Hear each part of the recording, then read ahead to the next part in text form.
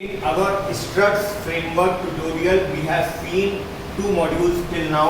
First one was the introduction to structs and the second was feature of structs. Feature of structs में हमने क्या क्या चीजें देखी थी? शुभम बताओ जरा एक बार. Feature of structs. पहला फीचर क्या था? जो फ्रेमवर्क होता है आपका स्ट्रक्ट फ्रेमवर्क, ये डेवलप किया जाता है वेब एप्लीकेशन को क्रिएट करने के लिए. And in that we have MVC2 architecture, which state as design pattern as well as architecture.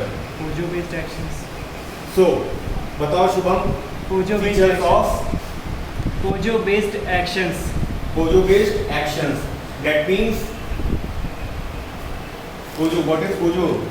Plain old Java object. Plain old Java object. इसका मतलब क्या हुआ?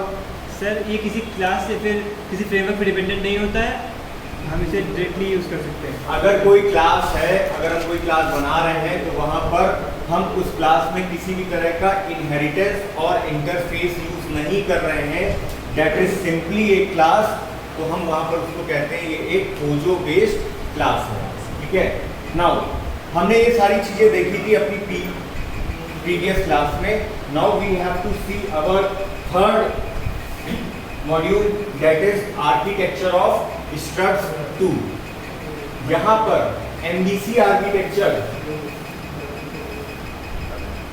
स्ट्रक्ट्स is based on MVC architecture which states as controller, model and view.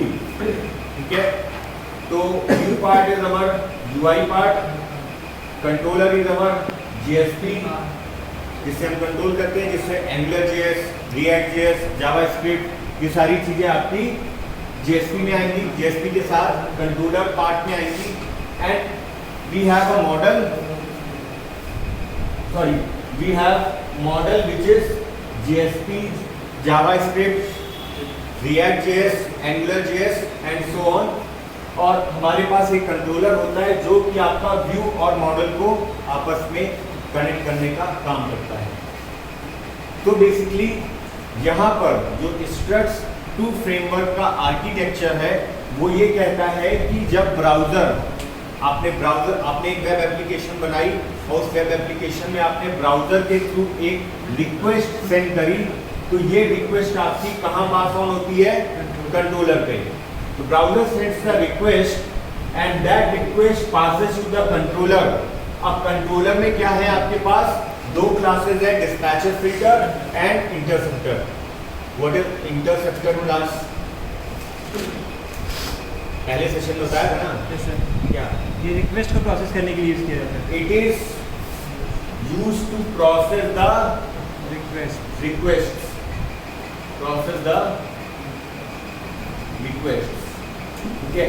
Request को pass on करने के लिए, process करने के लिए हम इंटरसेप्टर क्लास का यूज करते हैं स्ट्रक्ट्स 2 में.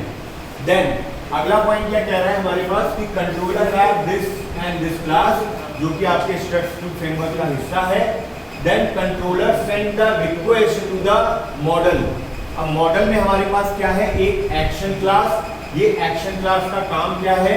ये एक्शन क्लास आपकी एग्जीक्यूट मेथड को कॉल करती है और सेट मेथड, सेटर और गेटर मेथड हमने पढ़े जावा में. तो सेट और गेट मेथड के थ्रू यहाँ पर सेटर मेथड आपका चलता है controller to model.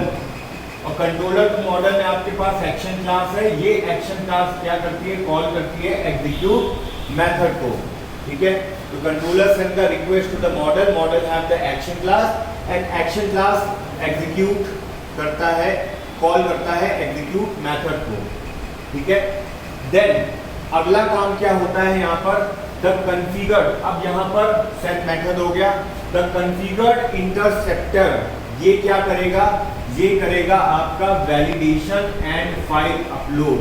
What is validation? अगर suppose you have made an login form and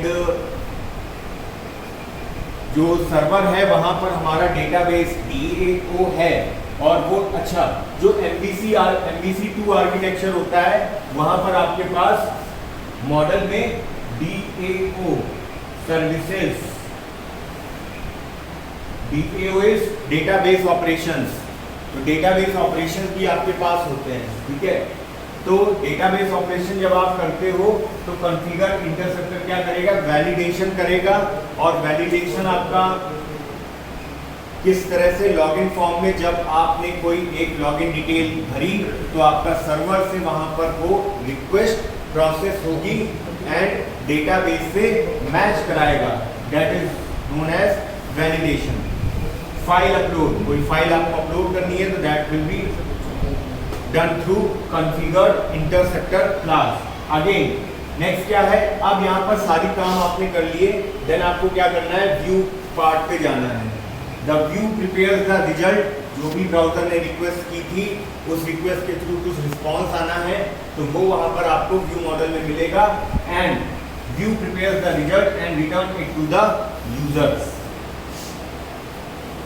तो browser send the request, controller के पास गया, एग्जीक्यूट मेथड और सेटएक्स मेथड कॉल हुआ, मॉडल के पास गया जहां पर एक्शन क्लास है, एक्शन क्लास का काम क्या है, एग्जीक्यूट मेथड को कॉल करना।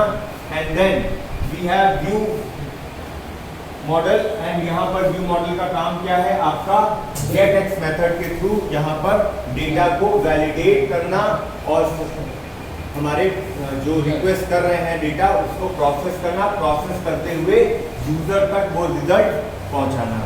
That is how the architecture of struct2 framework is going on. Thank you.